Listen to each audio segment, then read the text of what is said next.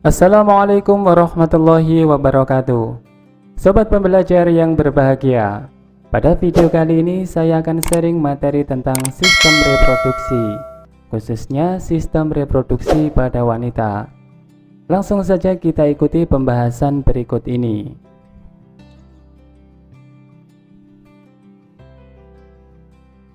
Sistem reproduksi.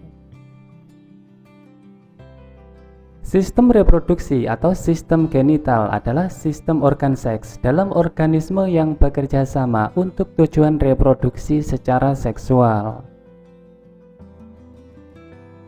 Berikut ini adalah fungsi sistem reproduksi. Sistem reproduksi pada pria berperan untuk memproduksi, menyimpan, serta mengantarkan sperma untuk membuahi sel telur. Sedangkan peranan sistem reproduksi pada wanita untuk memproduksi sel telur dan juga menyediakan tempat untuk janin selama proses kehamilan. Berikut ini adalah komponen dalam sistem reproduksi. Komponen sistem reproduksi yang pertama adalah organ reproduksi primer berupa gonad. Yang kedua adalah organ reproduksi sekunder berupa saluran reproduksi dan juga kelenjar aksesoris. Berikut ini adalah struktur organ reproduksi pada wanita. Yang pertama adalah organ reproduksi luar. Di sini misalnya terdapat mons veneris, labia mayora, labia minora, klitoris, vestibulum, himen, perineum, dan juga orifisium uretra. Sedangkan organ-organ reproduksi dalam misalnya di sini ada vagina, uterus, tuba fallopi, infundibulum, fimbriae, parametrium, dan juga ovarium. Berikut ini adalah struktur reproduksi pada wanita. Di sini terdapat struktur yang disebut dengan labium mayora, kemudian labium minora, klitoris, kelenjar Bartholin, vagina, serviks atau leher rahim, uterus atau rahim, oviduct, dan juga ovarium. Di sini juga ditampilkan struktur kandung kemih dan uretra pada wanita.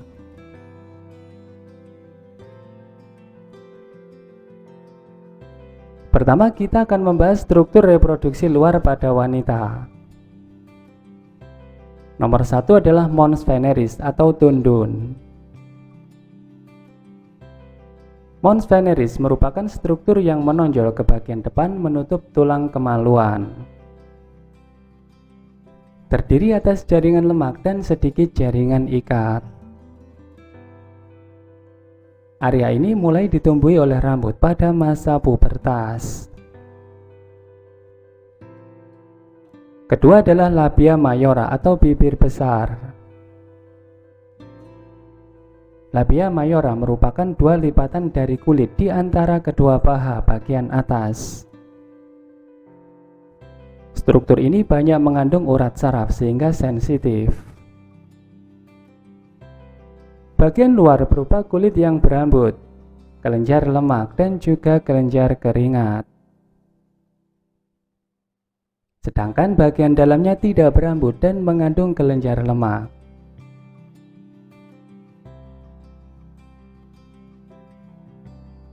Ketiga adalah labia minora atau bibir kecil.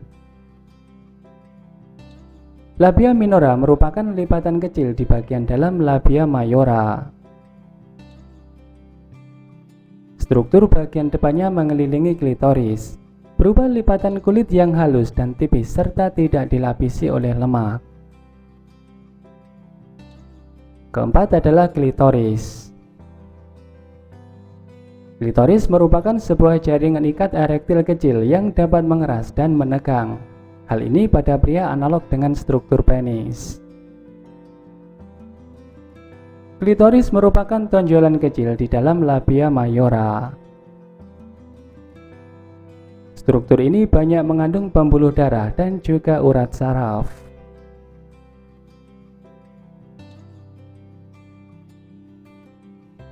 Kelima adalah vestibulum atau serambi. Vestibulum merupakan rongga yang berada di antara labia minora. Muka belakang dibatasi oleh klitoris dan juga perineum. Dalam vestibulum terdapat muara-muara dari liang senggama, uretra, kelenjar Bartholin, dan juga kelenjar Skinner. Keenam adalah himen atau selaput darah. Himen merupakan lapisan tipis yang menutupi sebagian besar dari liang senggama. Bagian tengah berlubang sebagai jalan keluar kotoran menstruasi atau cairan yang dikeluarkan oleh kelenjar rahim dan juga kelenjar endometrium. Adapun konsistensi himen ada yang bersifat kaku, tetapi ada juga yang bersifat lunak. Himen akan robek dan mengeluarkan darah pada saat hubungan pertama kali. Setelah melahirkan, himen merupakan tonjolan kecil yang disebut dengan carunculum myrtiformis.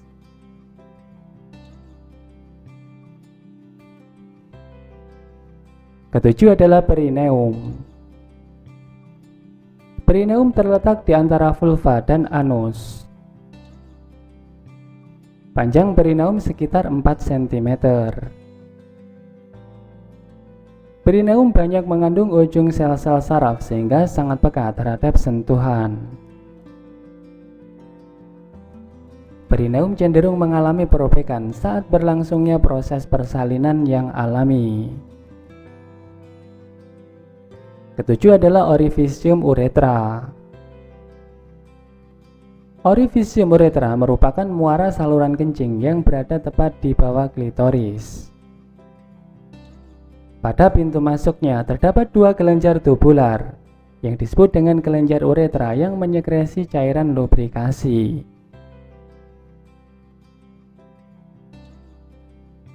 Selanjutnya adalah struktur reproduksi dalam pada wanita. Pertama, di sini ada ovarium atau indung telur. Di dalam ovarium di sini terdapat struktur yang disebut dengan corpus luteum, folikel. Kemudian juga terdapat infundibulum, fimbre, dan juga tuba fallopi atau oviduct. Kemudian uterus atau rahim. Pada bagian atas uterus di sini terdapat struktur yang disebut dengan fundus. Kemudian pada uterus juga terdapat lapisan yang disebut dengan endometrium, myometrium, dan perimetrium. Selanjutnya di sini terdapat serviks atau mulut rahim dan juga vagina.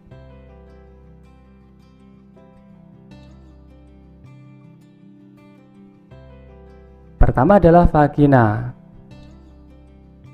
Vagina berbentuk tabung yang dilapisi membran epitelium bergaris khusus, dialiri banyak pembuluh darah dan juga saraf. Merupakan saluran muskulomembranase atau otot selaput yang menghubungkan antara rahim dengan luar tubuh. Bagian ototnya berasal dari otot levator ani dan otot sphincter ani, sehingga dapat dikendalikan. Merupakan penghubung antara introitus vagina dan juga uterus. Selaput vagina tidak mempunyai kelenjar, sehingga cairan yang selalu melembabkannya berasal dari kelenjar yang ada di dalam rahim. Adapun leher rahim yang menonjol pada puncak vagina disebut dengan porsio. Sedangkan struktur vagina sebelah dalam melipat-lipat yang disebut dengan rugae. Adapun fungsi vagina adalah sebagai berikut. Sebagai saluran untuk mengalirkan lendir dan darah menstruasi. Sebagai jalan lahir untuk bayi. Sebagai sarana hubungan seksual. Berikutnya adalah uterus atau rahim. Panjang uterus sekitar 7,5 cm dengan lebar 5 cm. Memiliki ketebalan 2,5 cm dengan berat 30 hingga 50 gram. Bagian bawahnya disangga oleh ligamen yang kuat. Berikut ini adalah bagian-bagian dari uterus. Pertama adalah fundus uteri. Fundus uteri merupakan bagian dasar rahim yang terletak antara kedua pangkal saluran telur. Kedua adalah korpus uteri. Korpus uteri merupakan bagian uterus terbesar pada kehamilan sebagai tempat janin berkembang. Ketiga adalah serviks uteri. Serviks uteri merupakan bagian yang menyempit dan berhubungan dengan vagina.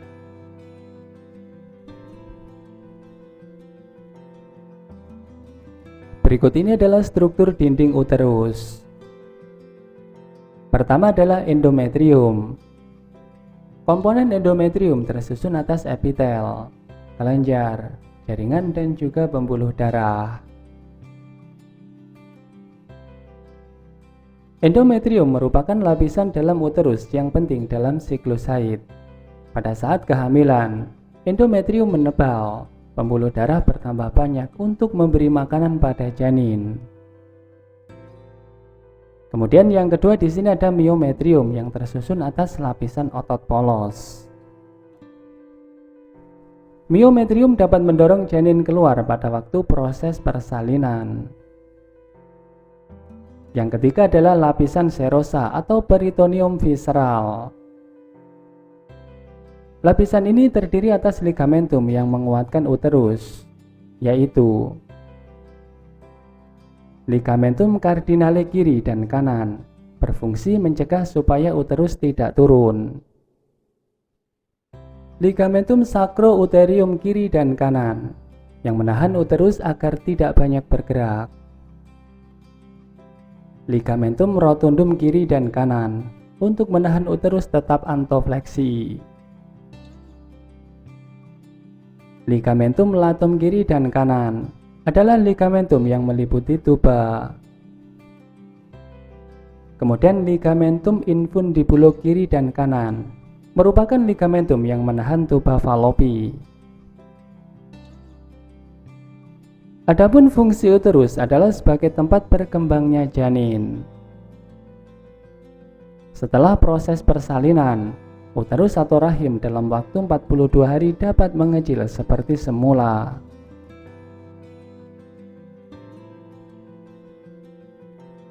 Berikutnya adalah tuba Fallopi. Tuba Fallopi merupakan saluran telur. Terdapat dua saluran telur di bagian kanan dan kiri. Panjang tuba Fallopi sekitar 2 cm dengan diameter 3 hingga 8 mm.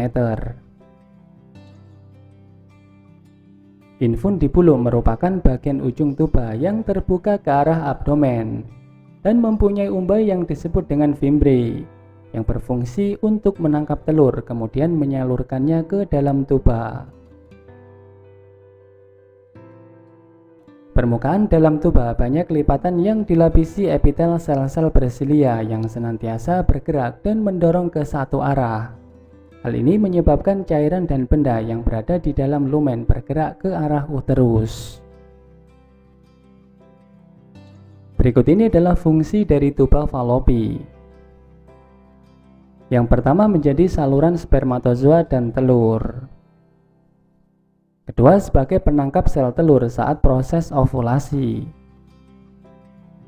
Ketiga sebagai tempat terjadinya pembuahan atau fertilisasi. Keempat menjadi saluran dan tempat pertumbuhan embrio.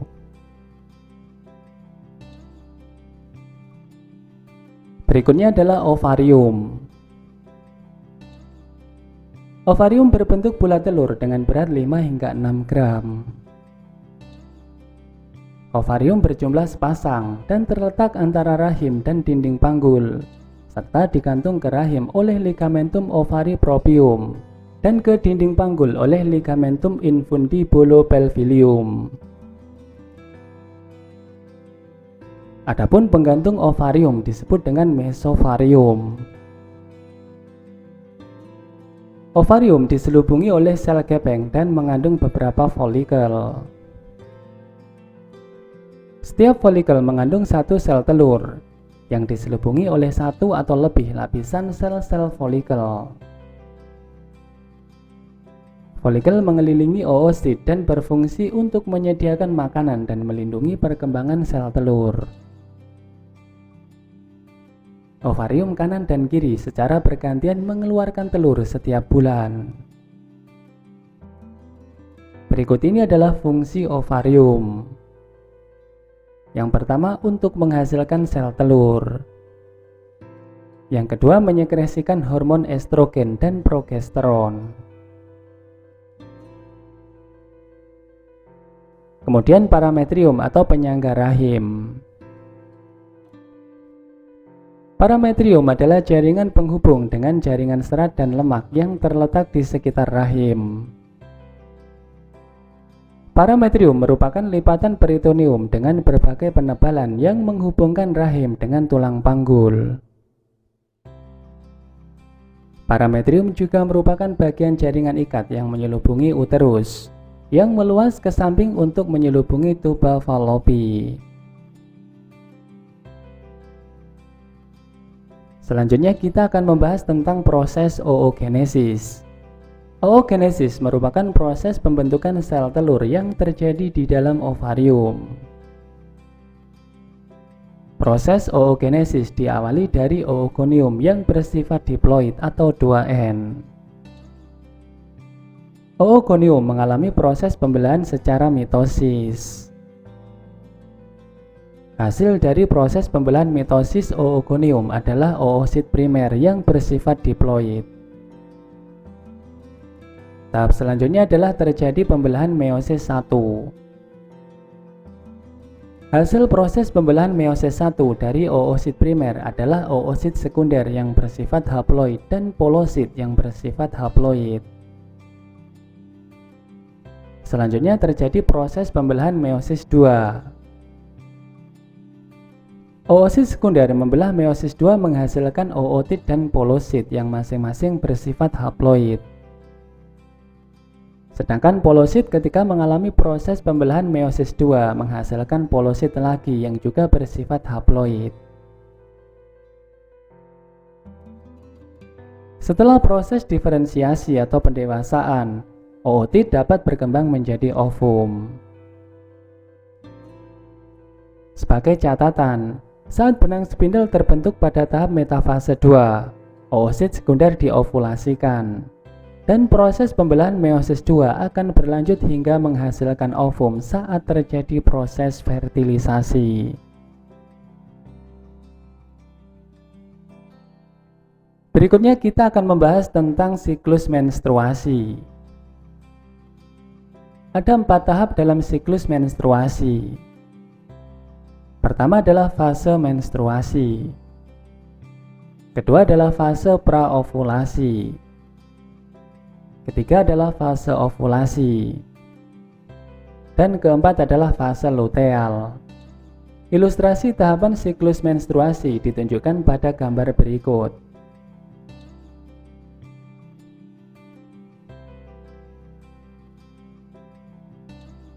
Berikut ini adalah penjelasan dalam siklus menstruasi pada wanita.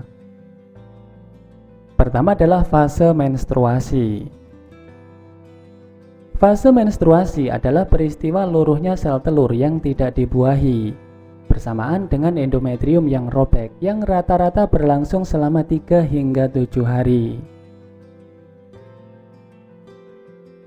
Fase menstruasi ini terjadi karena berhentinya sekresi hormon estrogen dan progesteron, serta terjadi pelepasan hormon prostaglandin yang membuat arteri spiral berkonstriksi, sehingga arteri-arteri tersebut mengejang, berkontraksi, dan akhirnya pecah. Kedua adalah fase praovulasi atau fase folikuler. Fase praovulasi dimulai di hari pertama haid, Di saat itu hormon FSH mulai meningkat akibat pengaruh GnRH dari hipotalamus. Hormon GnRH mendorong hipofisis untuk menghasilkan peningkatan kadar hormon FSH yang berperan untuk merangsang indung telur menghasilkan 5 hingga 20 folikel. Sel folikel berkembang menjadi folikel de Graaff dan menghasilkan hormon estrogen yang merangsang keluarnya LH dari hipofisis. Estrogen dapat menghambat sekresi FSH, tetapi dapat memperbaiki dinding endometrium yang robek. Yang ketiga adalah fase ovulasi. Fase ovulasi terjadi jika sel telur yang matang lepas dari folikel ovarium ke tuba Fallopi, sekitar 10 hingga 12 jam setelah puncak lonjakan LH, yaitu pada sekitar hari ke-14.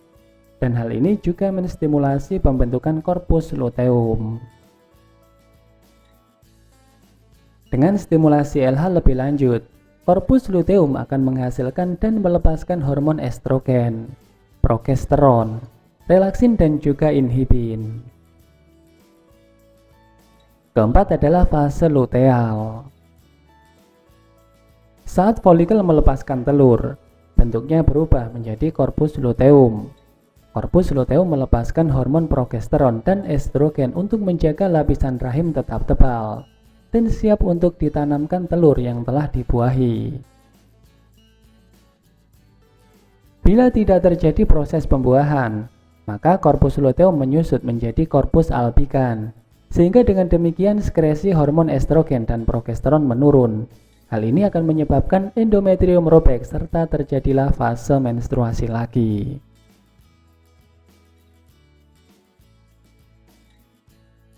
Berikut ini adalah hormon-hormon yang berperan dalam sistem reproduksi wanita. Pertama adalah estrogen, berfungsi untuk menimbulkan dan mempertahankan tanda-tanda kelamin sekunder pada wanita. Kedua adalah FSH atau follicle stimulating hormone. FSH pada wanita berfungsi untuk merangsang pertumbuhan folikel di dalam ovarium. Ketiga adalah LH atau luteinizing hormone. LH pada wanita berfungsi untuk merangsang pemasakan folikel ovarium dan proses ovulasi. Kemudian adalah PRL atau prolaktin. Prolaktin berperan dalam perbesaran alveoli pada payudara dalam proses kehamilan, mempengaruhi inisiasi kelenjar susu dan mempertahankan masa laktasi atau masa menyusui. Kemudian menstimulasi sel di dalam alveoli untuk memproduksi ASI. Juga mengatur kebutuhan zat oleh tubuh ibu dapat dialirkan ke janin. Selanjutnya adalah hormon oksitosin yang berfungsi untuk merangsang kontraksi uterus menjelang kelahiran. Lalu relaksin yang berfungsi untuk melunakkan serviks pada saat melahirkan. Dan juga ada hormon progesteron yang berfungsi untuk mengatur pertumbuhan plasenta, menghalangi produksi FSH. Bersama laktogen akan memperlancar produksi ASI setelah bayi lahir dan juga mempertahankan penebalan endometrium.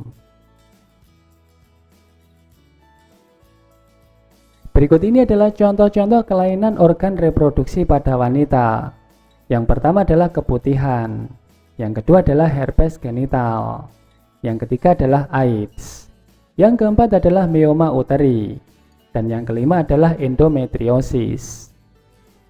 Endometriosis adalah kondisi ketika endometrium tumbuh di luar dinding rahim, bisa di indung telur atau ovarium, lapisan dalam perut atau peritoneum, usus, vagina ataupun saluran kemih.